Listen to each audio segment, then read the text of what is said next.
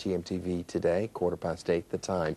Whether you're ill or not this morning, 10 million of you will be paying a visit to the doctors tonight. Now, in a moment, peak practice star Dr. Joanna will be giving us some of her bedside manner, actress Haydn Gwynne, of course. But first, here's an exclusive look of what's in store. So I'm some sort of control freak. Did I say that? That's what you meant. I just meant... This is getting serious. I didn't mean to... Go on. Girl guides just win badges. I bet you were head girl at school. No, actually.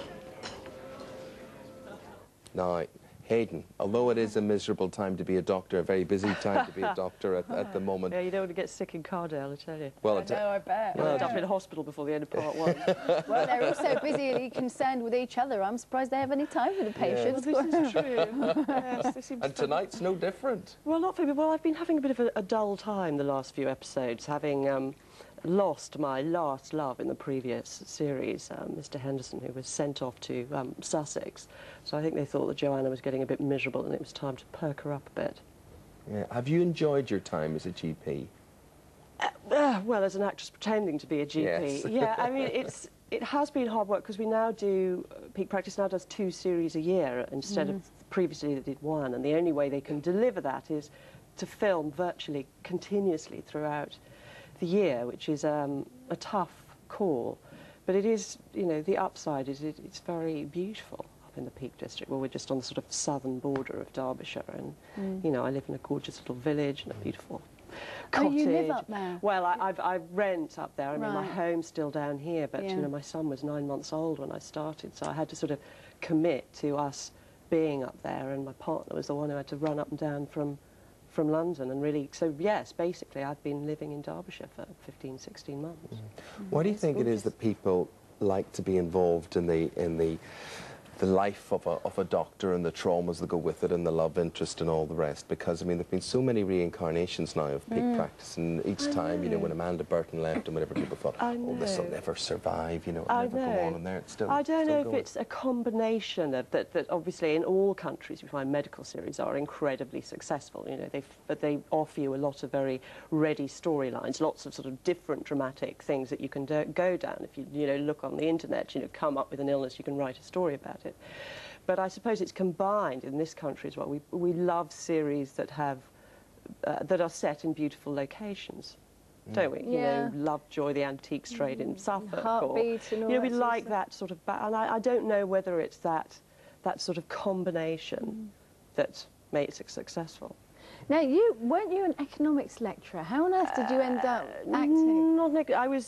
I was living abroad. I was actually in the languages department at Rome University of the economics and business faculty. You know, the divisions are different. So what are you saying? How did I end up? Yeah, how did you end up saying, acting? why didn't you just stay with a real job? Yeah, exactly. I had one. I often ask myself that. I often ask myself that, although I don't think teaching was going to be my, you know, the thing I was going to do for the rest of my life.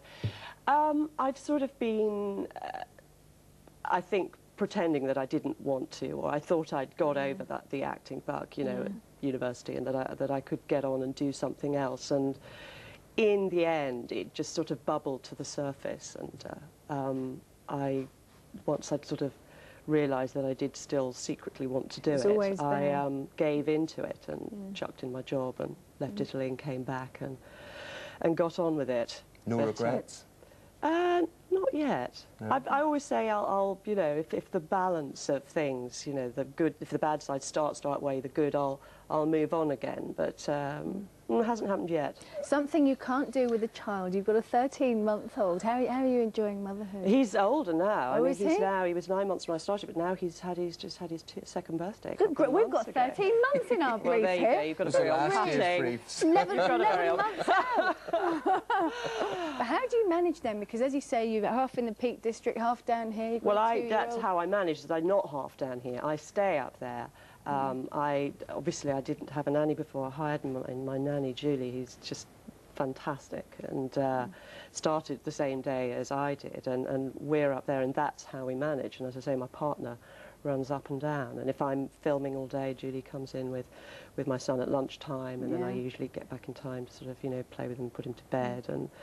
But it is tough, but he's very, you know, it's worked out very well, because at least a lot of filming jobs you can be zooming all over the country, different locations, but at least we are always based there, and it's sort of worked out well. He's very secure, very happy. Long may it continue, Haydn. Enjoy watching you on it. Thank you. And, oh, and can I say, just for some reason, best known to the schedulers but not to us, that we're not on at 9 o'clock tonight, we're on at 9:30. Ah. 9:30 tonight. I wonder why. I wonder why that is. Just to avoid the football, that's You know what? We had 9 p.m. down on our little schedule here as well. So 9:30 ITV Peak tonight. practice. There we go. Get your prescription there. Okay, Haydn, thank you very much. You're welcome. Nice to see you.